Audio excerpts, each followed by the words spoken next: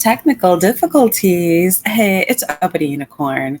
Real quick about that scene between Mel and Nell on Love and Marriage Huntsville. That scene went like this. Nell, why didn't you come? Oh, ah, or whatever. Why didn't you come to, the stand-up live thing where Carlos hosted Melody? She goes, you sold out so quick. I know you're lying. I was out of town. Now, Dr. Heavenly was working on my teeth. Now, I heard Mercury was in the microwave. Ain't Mercury drinking Gatorade or doing the retrograde or Lady Marmalade? Now, girl, I got a flat tire. I ain't even going. I couldn't find no hair. I God dang it, Mel, I messed up. I'm like, girl, girl, the excuses for failing Mel, they just kept coming. I was like, you got more excuses than a black man going to jail. What is this? What is this, honey? A white refrigerator. Let's go find you a home. What is this? That was a hot mess for friendship. Mel circled back in her confessional talking about how Nell is a great friend. But I'm like, she was clearly not there for you in your time of need, but she wanted to call you falling out and cussing about, her stepdaughter going in on her, being a side chick and breaking up, her happy home, which, if that is true, I will never, ever come at Lexi again, because that's something that can stay with you for life. That can stay with you for life. When your parents are married and they have a decent home, I mean, allegedly, like what happened? What Lexi say about like the mom wanted the divorce and Chris ain't want to leave, and I don't know, something. But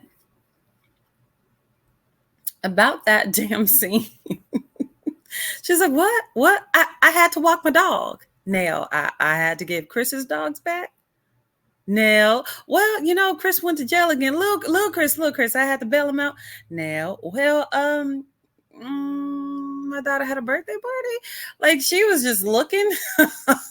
She was just searching. Here's what I really think happened. I think Nell was embarrassed about Lexi's interview, because Lexi's interview went everywhere. It went all over the sector. This whole Nell is a side chick type of thing. I think when Nell says she wasn't a side chick, I think what she means to say is she was not a willing participant. I think most of us think side chicks are women who are willing participants, whereas when you didn't know, there's no fault on you. Okay. I think that's why she's not willing to call herself a side chick. However, that's a technicality, right? Because technically it's still side chicken, even if you don't know, even if you were unaware, right? Ignorance of the law is no excuse to break the law.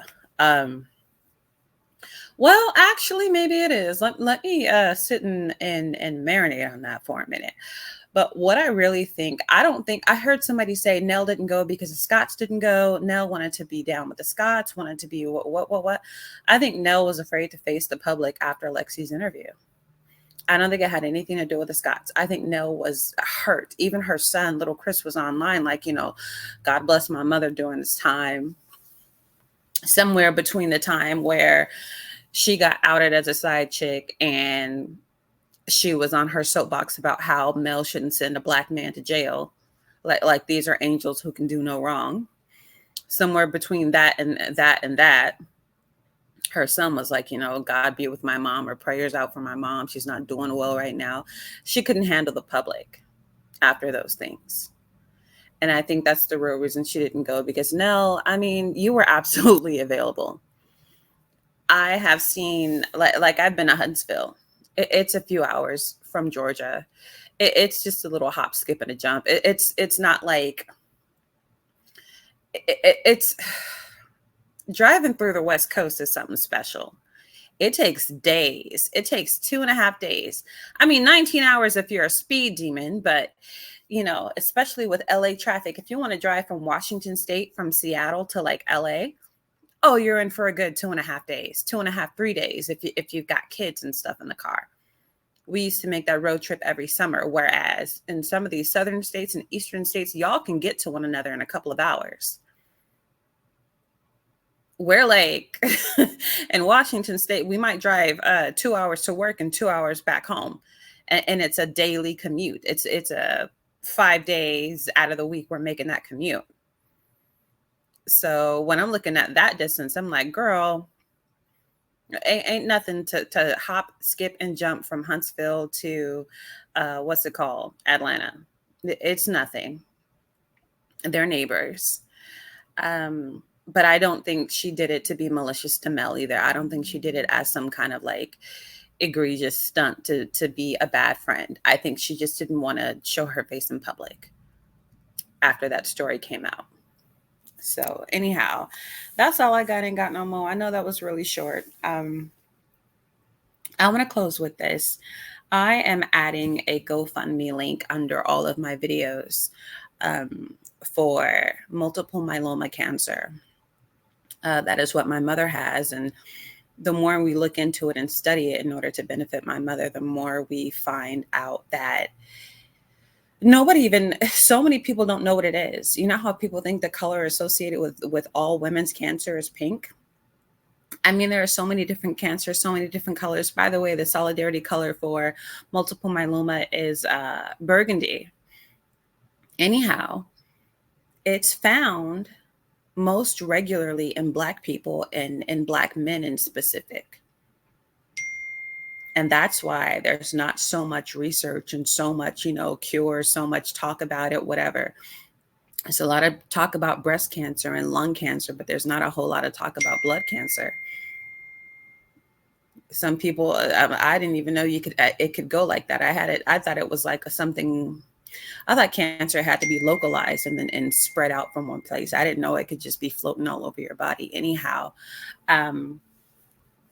this particular type of cancer often hits communities that are underrepresented and underserved.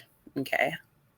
So there are progressive treatments for it that a lot of our people tend not to get because of access to the proper medical facilities. And of course, being, of course, being priced out, right? If your insurance doesn't cover something, being priced out of the cost of treatment. So I am adding a GoFundMe to my description box so that you can, whatever amount, it doesn't matter. It's $1, it's $5, it's $3, it's $100, it's $500, it's $1,000. Like there's a goal, but it's for my mother's treatment, but it's also like, how do I say this? Because it's not like I'm the contact on there. None of it's going to me. But my thank you is to come back to my channel and talk about this, because this is a seriously African American kind of cancer. It's not that white people don't get it. It's not that Asian people don't get it, but it is most commonly found in people who are of African descent, whether they're Afro-Latino, Afro-American, Afro-Caribbean, it just Afro anything really. Afro anything. It's just like, oh, it thrives in us. So there needs to be more awareness around this thing. And there are stages that you go through before you get to multiple myeloma. And I'll tell you, one of the stages is anemia.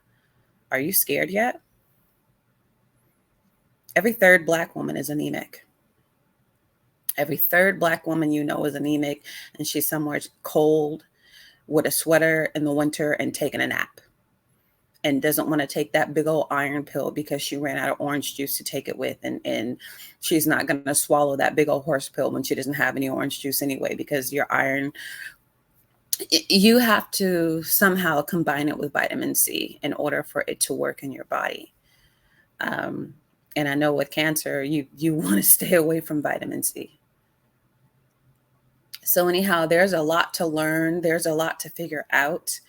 And my gratitude will be in sharing this on my platform because it really, really is a Black person's cancer. Like it comes for us.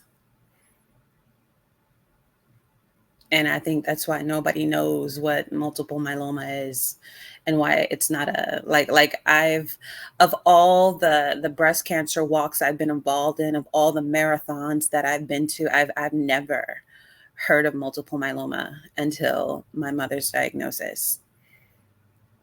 So anyhow, um sorry, I'm just thinking of how when I think of what my mom is going through, I get a little bit more upset with Kimmy, especially as a nurse, because there was so much she could say about cancer in Black women that could have prepared me for this moment. And I feel like I feel like she robbed the audience of something that could save lives. So anyhow, the GoFundMe link will be in the description box below, and it will always be in the description box below. So if you can't donate today, you can donate tomorrow. You can donate a month from now, a few months from now. I'm inviting you to join me in the fight for my mother's life. So, all right, I'm Uppity, and I'm out of here.